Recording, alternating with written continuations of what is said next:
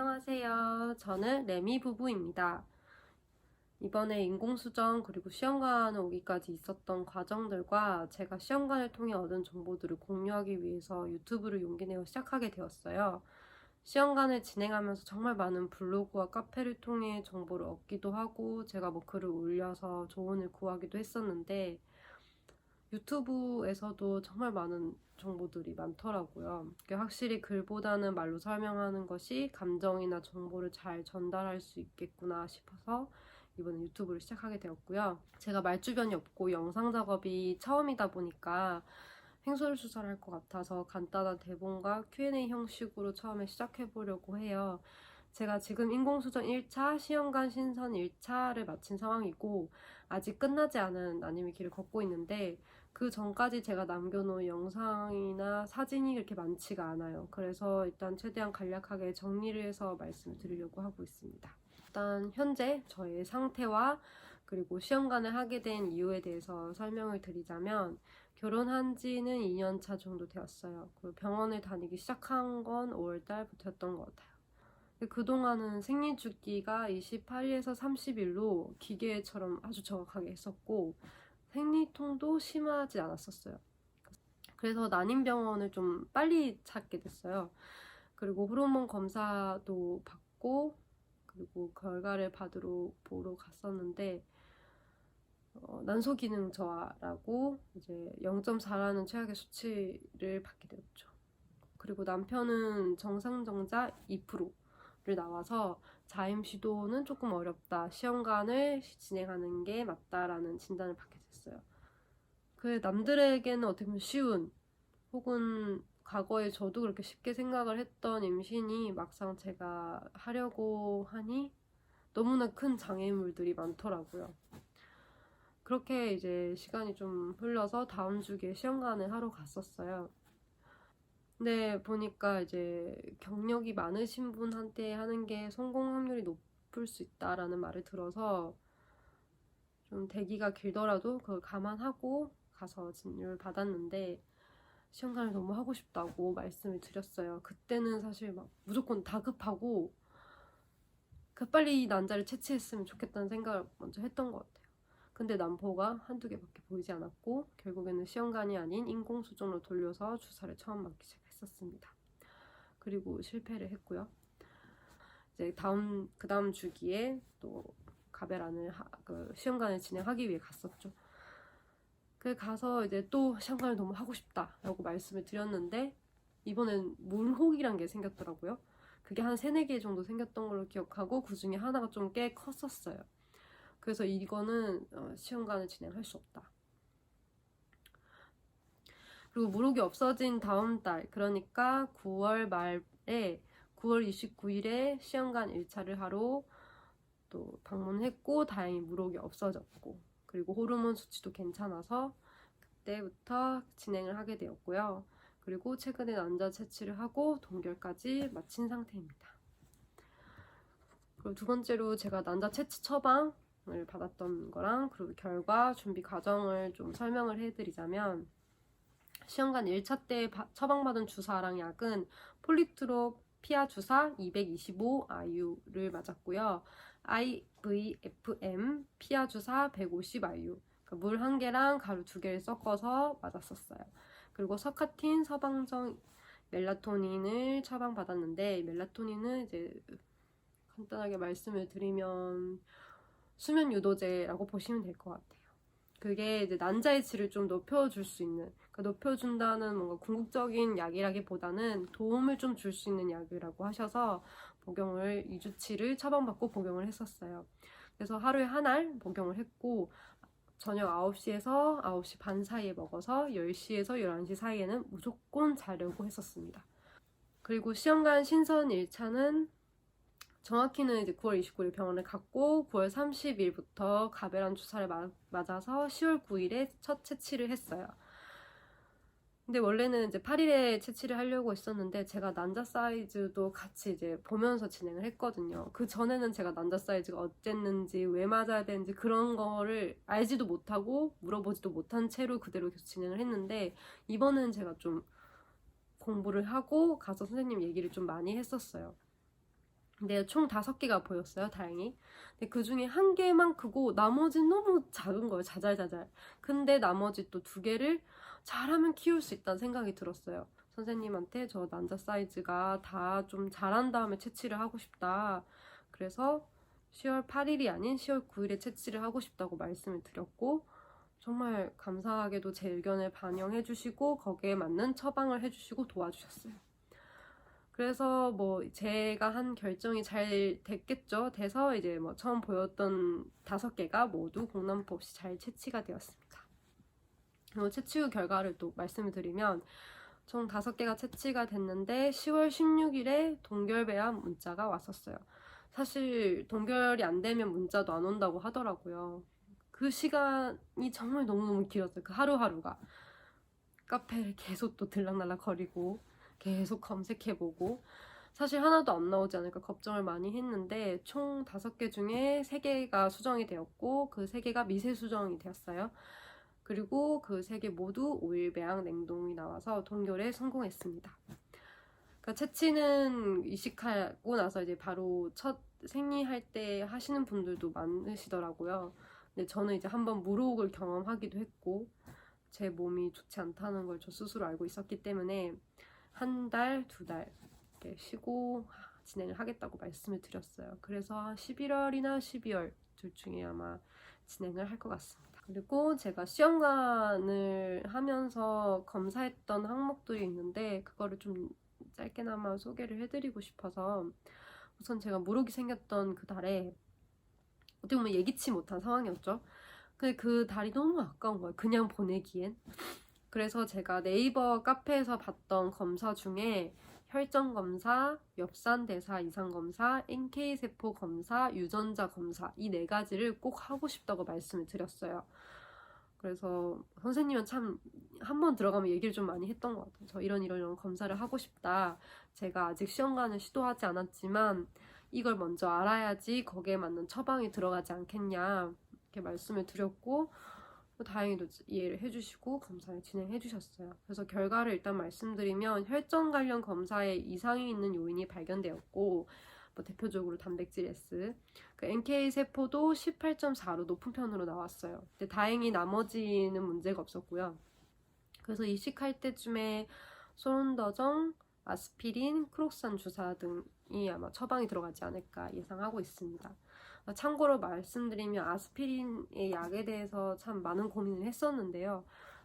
혈전에 어쨌든 뭐 이상이 있는 그런 요인이 발견이 됐고 또 저 또한 혈액순환이 잘 되지 않는다는 생각도 많이 들었고 한의원을 가도 밑에가 혈액순환이 잘 되지 않는다 이런 말을 들었기 때문에 아스피린을 먹어야 되지 않을까 이런 생각을 했었어요.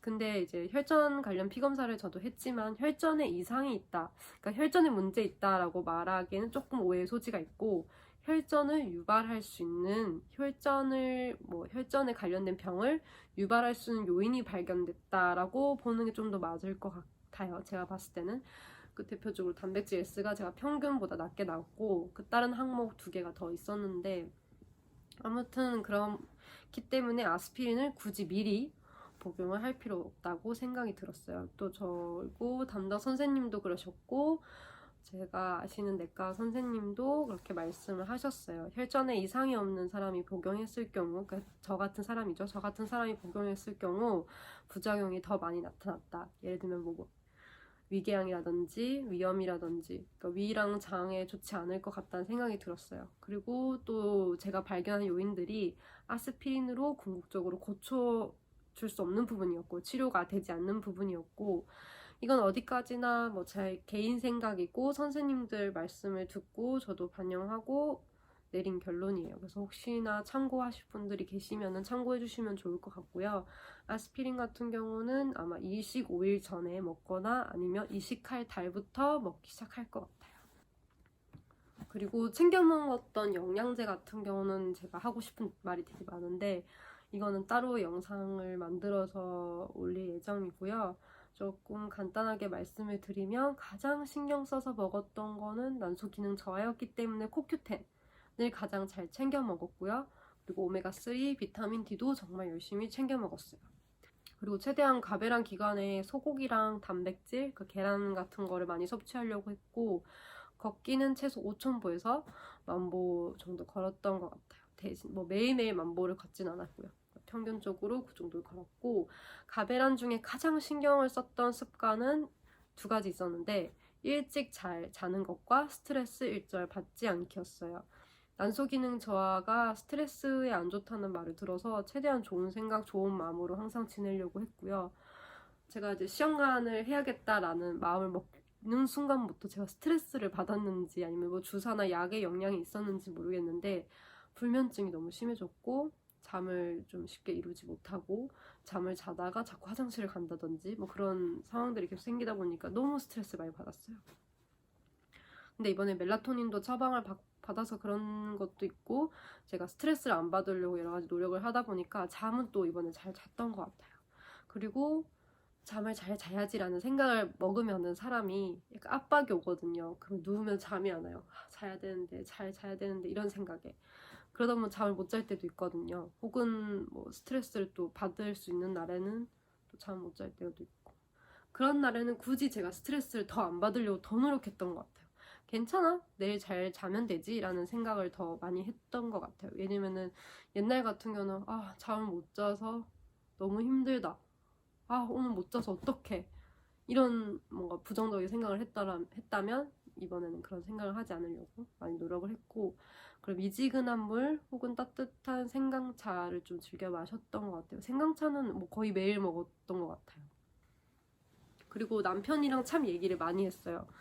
남편한테 뭐 우리 아직 태어나지도 않고 생기지 않은 아이 뭐 태명을 얘기한다든지 우리 아이 생기면 이렇게 한다든지 이런 식으로 좀 희망적인 얘기, 즐거운 얘기, 좋은 얘기 뭐 이런 걸 많이 했었어요. 언젠간 생길 거야, 곧 생길 거야 라는 마음가짐으로. 근데 어찌 보면 제가 난소 기능 저하고 그 중에서도 극난저라고 하는 0점대를 갖고 있잖아요. 주변에서 제가 나이가 지금 만으로 아직은 20대거든요. 그래서 주변에서 나이가 어리니까 괜찮을 거야, 혹은 뭐 그런 말도 들었던 것 같아요. 임신 그거 쉬운 거 아니었어? 그렇게 어려운 거야?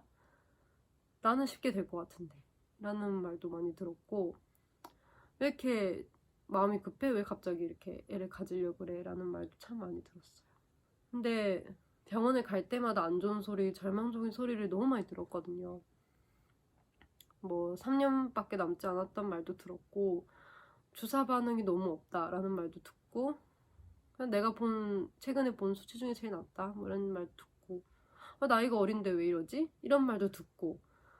그러니까 저도 그런 부정적인 말을 계속 듣고, 그런 감정을 제가 이제 표정이나 그런 표현을 보면서 점점 더 우울해지더라고요. 그러니까 매일 울면서 자기도 하고, 갑자기 울컥 운전을 하다가 눈물이 나기도 하고, 그냥 사람들 유튜브 보면서 참 많이 울기도 하고, 참 많이 두려움에 떨었던 것 같아요. 안 되면 어쩌지? 또 뭐 만약에 실패하면 어쩌지? 언제 성공하지? 그런, 제가 고차수는 아니지만 난저한테는 시간이 금이라는 말이 저를 너무 압박을 했던 것 같아요. 하루하루 나이는 먹어가지, 난포는 잘 안 나오지, 주사 반응은 없지. 실제로 몇 달 동안 제가 한 게 없는 거예요. 사실 이 2달이면 난자 채취를 2번이나 더 할 수 있었을 텐데 이라는 그런 후회도 들고, 물론 그런 상황이 되지 않았지만, 그러다가 점점 사람들도 안 만나기 시작했던 것 같아요. 사람들도 안 만나고, 왜냐면 사람들을 만나면 저도 모르게 우울해지거나 그런 것들이 있었기 때문에. 그리고 그 난임 카페는 죄다 탈퇴를 했어요. 그냥 과감하게 2개 다 탈퇴를 하고, 그렇게 저를 압박하는 모든 것들을 다 차단하면서 마음을 놓으려고 정말 많이 노력했던 것 같아요. 나를 너무 괴롭히지 말아야겠다라는 생각을 했었어요.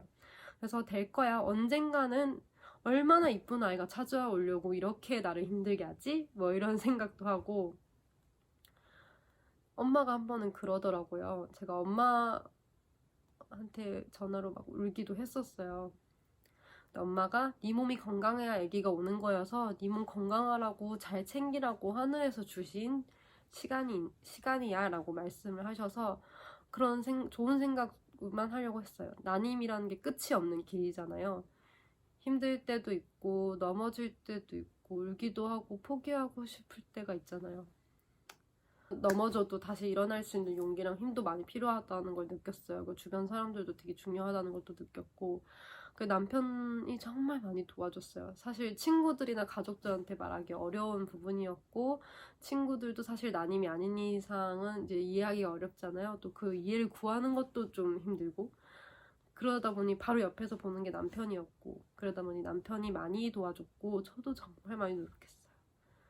제가 정말 부정적인 사람인데 정말 긍정적인 사람이 되려고 많이 노력을 했고, 저 또한 제가 이런 식으로 해보니 좋았다 하는 것들을 좀 공유하면서 난임으로 지친 사람들한테 제가 받았던 그런 용기나 힘을 또 다시 나누어주고 싶었어요.